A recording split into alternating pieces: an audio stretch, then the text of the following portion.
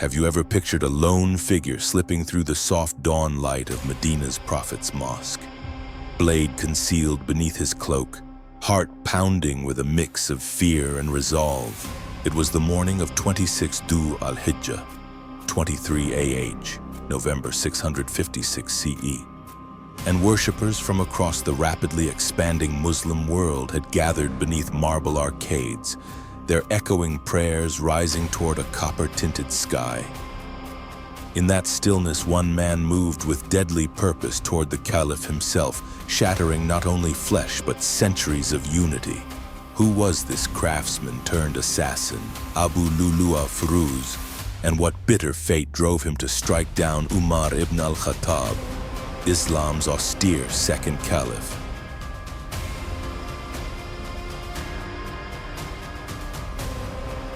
Long before the spired minarets of Medina came into view, Firuz was a boy in the fertile plains outside Isfahan, cradle of Persian art and learning.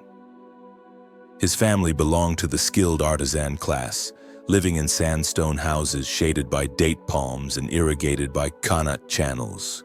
From an early age, he watched his father carve intricate arabesques into cedar doors and hammer bronze trays into floral shapes, each stroke of the mallet echoing ancestral traditions stretching back to the time of Darius.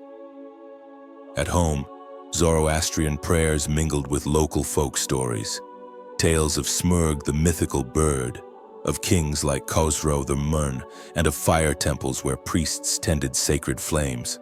Yet the Persian Empire was crumbling under the weight of Arab incursions.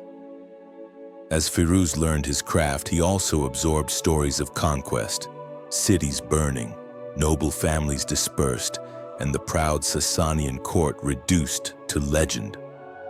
Those early experiences of creation amidst destruction shaped his hands and hardened his heart. In his early 20s, Firuz set out westward, joining a caravan of merchants, soldiers, and refugees traveling the dusty Silk Road toward newly founded garrison towns. He arrived in Kūfa, a city laid out in a perfect circle by Umar's order, its walls still fresh with plaster. Kūfa thrummed with energy. Camel caravans rattled through stone gates, market stalls overflowed with Persian carpets and Arab dates, and the calls to prayer alternated between Arabic and the fading local dialect. As a craftsman, Firuz quickly found work forging decorative grills for governors' residences and carving wooden columns for the new mosque. His skill caught the eye of a court official, who recommended him to Umar's own retinue. For a mawal, a non-Arab client, it was a rare chance at prestige, yet it came with constant reminders of his foreignness, an ever-present gaze that measured his speech, his dress, even his worship. Life in Kūfa offered Firuz both opportunity and humiliation. Though Islam preached equality, society clung to old hierarchies. Arab tribes claimed prime land along the Euphrates, while Mawal toiled in the suburbs, subject to higher taxes, jizya, and limited legal rights. Chroniclers recount disputes in the city's assemblies. A Persian tenant sued for unpaid rent, a local judge siding with his Arab landlord despite clear evidence. According to al-Balādhurī, Firuz once approached Umar personally, pleading to overturn an unjust verdict that threatened to ruin a fellow craftsman's workshop. The Caliph, unmoved, replied only, "The law is the law, and every servant of God must abide." Al-Balādhurī, Ansab al-Ashraf, chapter 27. That curt dismissal left Firuz feeling small, his status reduced from honored artisan to second-class supplicant. Meanwhile, Umar's caliphate surged ahead. Under his rule, administrative offices blossomed, tax registers compiled in Basra, postal relay stations set up between Damascus and Kūfa, and welfare stipends distributed in Jerusalem. His military campaigns redrew borders from the Indus River to the outskirts of Constantinople. Yet his renowned justice was as severe as it was strict. Al-Ṭabarī describes how Umar once disguised himself as a commoner, tested market weights, and publicly punished a dishonest merchant. When a companion implored mercy for a child caught stealing bread, the Caliph retorted, "If I show leniency here, tomorrow the weak will starve." Al-Ṭabarī, Tariq, Volume 4. For many Arabs, his firmness symbolized divine law. For Mawal like Firuz, it felt like unyielding rigidity. Amid these tensions, a personal wound festered. Sources differ on the fate of Firuz's brother. Some say he died resisting in the Battle of Nihavand. Others claim he was executed for alleged defiance after the fall of Ctesiphon. What remains clear is Firuz blamed the Caliph for those deaths. Night after night, he replayed memories of his brother's final words. Curses in broken Arabic, pleas for justice unheard by distant rulers in Medina. He pored over official decrees, studying Umar's schedule, memorizing the Caliph's gait and prayer habits. In secret, he acquired a Persian-made dagger, its handle inlaid with mother-of-pearl and its blade honed to a lethal edge, and concealed it beneath the folds of his woolen cloak. That fateful dawn, the mosque courtyard was cool with morning dew. Columns of white marble glowed faintly as worshippers gathered in rows stretching toward the mihrab. Firuz wove through the crowd, reciting the takbar and bowing his head with the others. He positioned himself just behind Umar's right shoulder, close enough to see the Caliph's stern profile but far enough to blend in. As the Imam chanted the opening verses of the Quran, the faithful knelt and pressed their foreheads to the mosaic floor.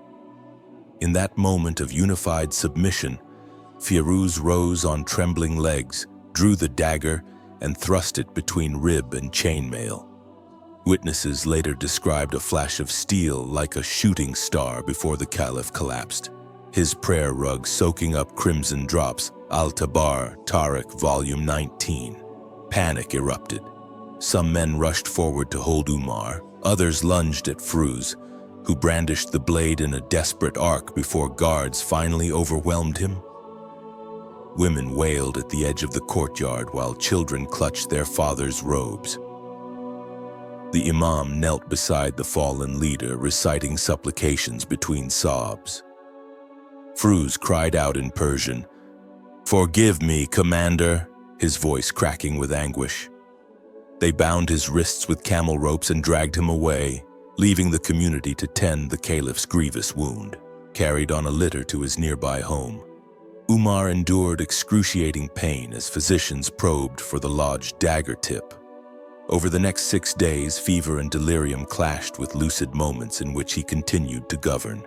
Supported by pillows, he dictated a final will, the creation of a 6-member council: Uthman, al-Zubayr, Talha, Saʿd ibn Abu Waqqas, and Abdurrahman ibn Auf, to choose the next caliph, directives to protect non-Arab converts from capitation taxes, and orders to fortify border defenses against Byzantine forces.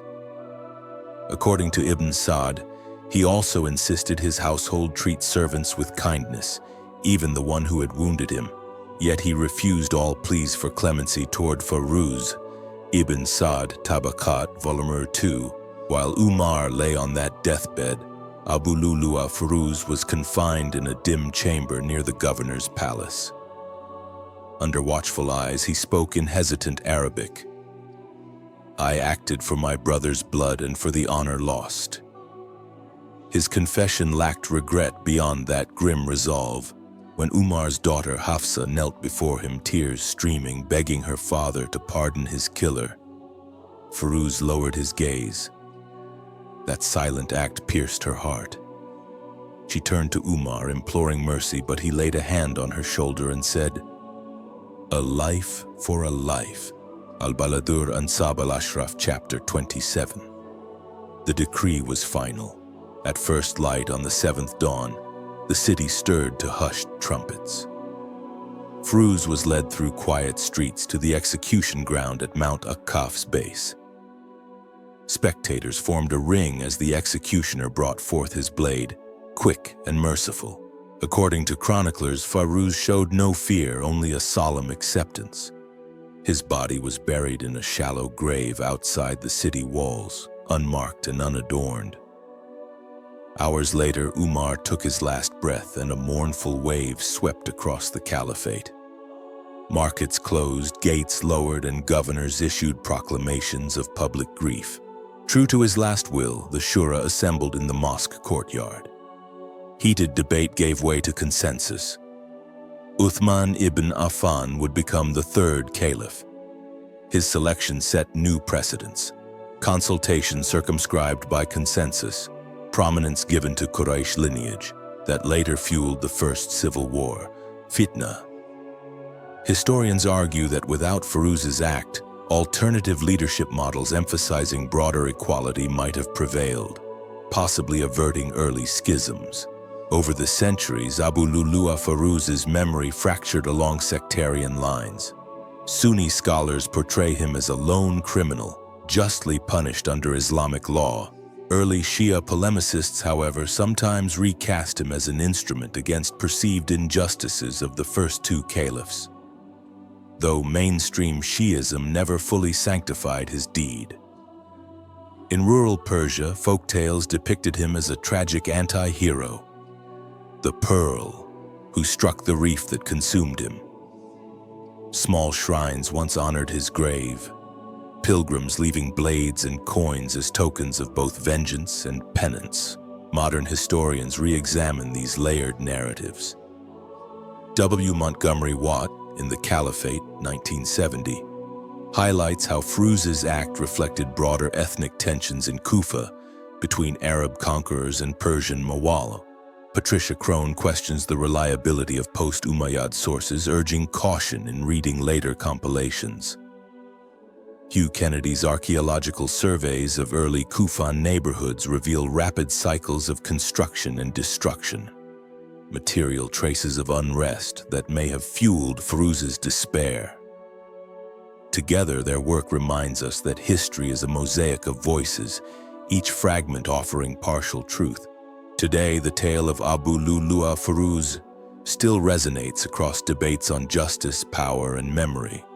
It warns how unchecked authority, however divinely sanctioned, can wound even its wielder, how personal pain can erupt into violence that echoes through generations, and how the mechanisms we build to protect society can be turned against themselves.